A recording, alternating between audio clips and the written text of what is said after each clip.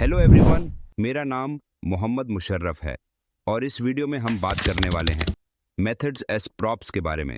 पिछली वीडियो में हमने प्रॉप्स को देखा था। अगर आपने हमारे पिछले रिएक्ट के वीडियो को नहीं देखा है तो हमारे चैनल में जाके रिएक्ट के प्लेलिस्ट को फॉलो करें। तो चलिए शुरू करते हैं। How do you pass a method as a prop from a parent component to a child component? Step 1. Define the method in the parent class component. In your parent component, which is a class, define a method. This method can perform various actions like updating the state of the parent component. It means अपने parent component में जो एक class है, उस method को define करना। यह method parent component की state को update करने से लेकर कई तरह के actions perform कर सकता है। Step 2. Pass the method to the child component as a prop. When you render the child component inside the render method of your parent component, pass the defined method as a prop. Step 2 में हम render method के अंदर child component को render करते हैं। जब आप parent component के render method में child component को render करते हैं, तो आपको इसे define किए गए method को एक prop के रूप में पास करना होता है। यह प्रोसेस बहुत आसान है और इससे child component में parent के method का यूज किया जा सकता है। Step 3. Use the method in the child component. In the child component, access this method through the props and use it. It's common to attach it to event handlers like onClick. अब जब child component में ये prop मिल जाता है तो इसे किसी event handler के साथ attach कर सकते हैं। जैसे अगर child component में एक बटन हो और जब यूजर उसे क्लिक करे तो हम इस update parent prop को यूज करके parent के state को अपडेट कर सकते हैं। इस पूरी प्रोसेस से हमें बहुत फ्लेक्सिबिलिटी मिलती है क्योंकि इससे हमें अपने एप्लीकेशन के डेटा फ्लो को सेंट्रली मैनेज करने का अपॉर्चुनिटी मिलता है और यह रिएक्ट की एक और बहुत बड़ी ताकत है। आइए इस कोड स्निपेट को समझते हैं। हम यहाँ चाइल्ड कंपोनेंट JS को देखेंगे जो कि एक फंक्शनल कंपोनेंट है।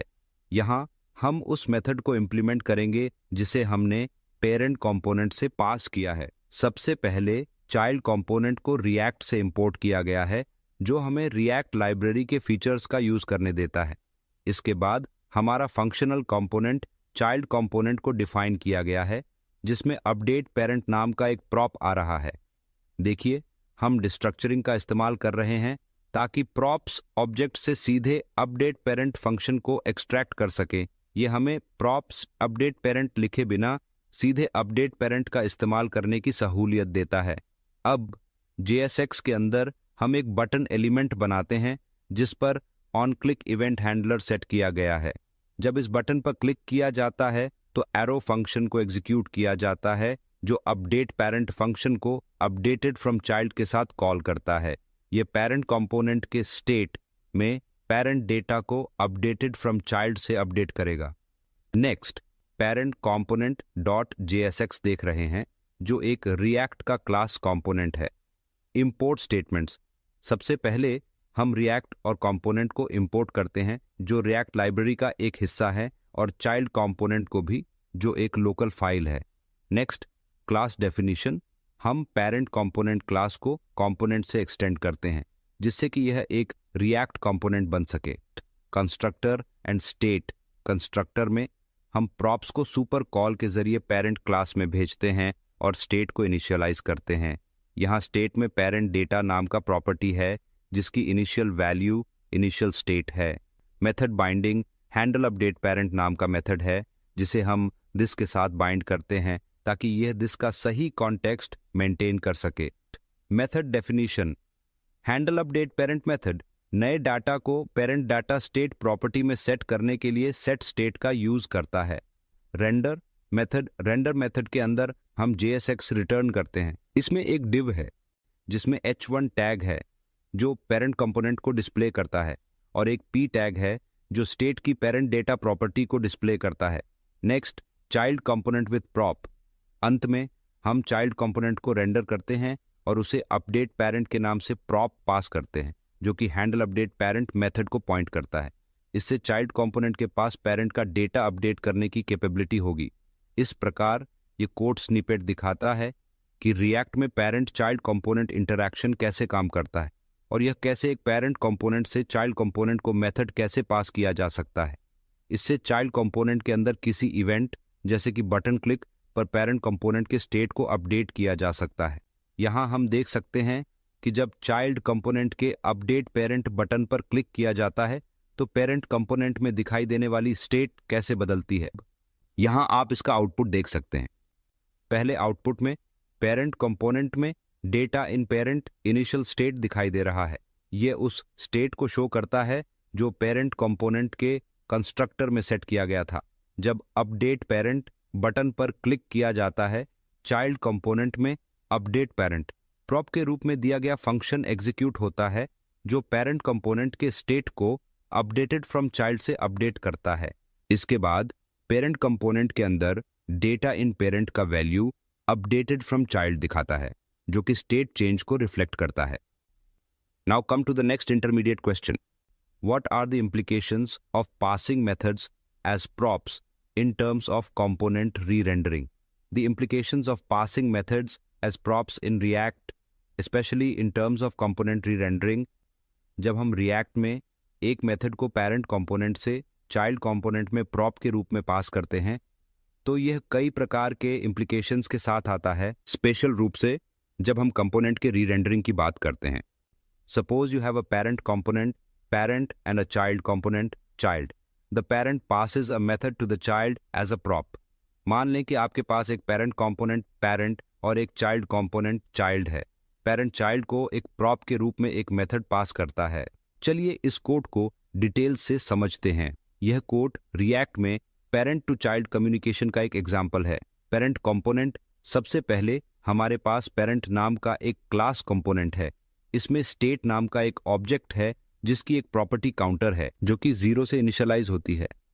इंक्रीमेंट काउंटर मेथड, फिर हमारे पास इंक्रीमेंट काउंटर नाम का एक मेथड है जिसे एरो फंक्शन के रूप में डिफाइन किया गया है। यह method this dot set state का इस्तेमाल करके स्टेट में काउंटर की वैल्यू को 1 से बढ़ाता है। Render method in parent, render method में पेरेंट कंपोनेंट एक चाइल्ड कंपोनेंट को रेंडर करता है और उसे इंक्रीमेंट काउंटर मेथड को प्रॉप के रूप में पास करता है। यहाँ हम काउंटर स्टेट की करंट वैल्यू को भी दिखा रहे हैं जिसे पी टैग में counter this dot state dot counter के जरिए रेंडर किया जा रहा है। चाइल्ड कंपोनेंट, चाइल्ड एक फंक्शनल कंपोनेंट है जो प्रॉप्स से इंक्रीमेंट काउंटर फंक्शन को डिस्ट्रक्चरिंग के माध्यम से प्राप्त करता है। इसमें एक बटन है जिसके ऑन क्लिक इवेंट को इंक्रीमेंट काउंटर फंक्शन से जोड़ा गया है। जब इस बटन को क्लिक किया जाता है तो पेरेंट कंपोनेंट के स्टेट में काउंटर को बढ़ाया जाएगा। जैसा कि आप यहां देख रहे हैं कि जब बटन को क्लिक करते हैं तो कैसे काउंट इंक्रीज होता है। ऐप कंपोनेंट, अंत में हमारे पास ऐप नाम का एक क्लास कंपोनेंट है जो पेरेंट कंपोनेंट को रेंडर करता है। ये ऐप के रेंडर मेथड के अंदर होता है और यहां से हमारी एप्लीकेशन की रूट रेंडरिंग शुरू होती है। इस कोड में जब चाइल्ड कंपोनेंट के बटन पर क्लिक किया जाता है तो पेरेंट कंपोनेंट के इंक्रीमेंट काउंटर मेथड को एग्जीक्यूट करके पेरेंट के स्टेट में काउंटर को अपडेट किया जाता है। चूंकि स्टेट को अपडेट किया गया है, पेरेंट और उसके चाइल्ड कंपोनेंट्स को रिएक्ट ऑटोमेटिकली री रेंडर कर देगा जिससे नई काउंटर वैल्यू स्क्रीन पर दिखाई देगी। ये रिएक्ट के डेटा फ्लो और कंपोनेंट इंटरैक्शन की फंडामेंटल स्ट्रक्चर को शो करता है। Remember these 2 points. In class components bind the method in the constructor to ensure it retains the same reference across renders. Class components में यह आवश्यक होता है कि मेथड्स को कंस्ट्रक्टर में बाइंड किया जाए। इससे यह इंश्योर होता है कि उस मेथड का रेफरेंस हर रेंडर में एक समान रहता है। In functional components use call back hook to memorise the function so it maintains the same reference unless its dependencies change. Functional components में हम यूज कॉलबैक हुक का यूज करके फंक्शन को मेमोराइज कर सकते हैं। ये हुक इंश्योर करता है कि फंक्शन का रेफरेंस तब तक नहीं बदलता जब तक कि इसकी डिपेंडेंसीज न बदलें। मुझे उम्मीद है कि आपको ये टॉपिक समझ आया होगा, तो बने रहिए हमारे साथ। अगले वीडियो में हम देखेंगे डिस्ट्रक्चरिंग प्रॉप्स एंड स्टेट के बारे में। तो दोस्तों, अगर कुछ पूछना हो या कोई डाउट हो तो कमेंट करें और वीडियो को लाइक, सब्सक्राइब और शेयर करना ना भूलें। Thank you so much.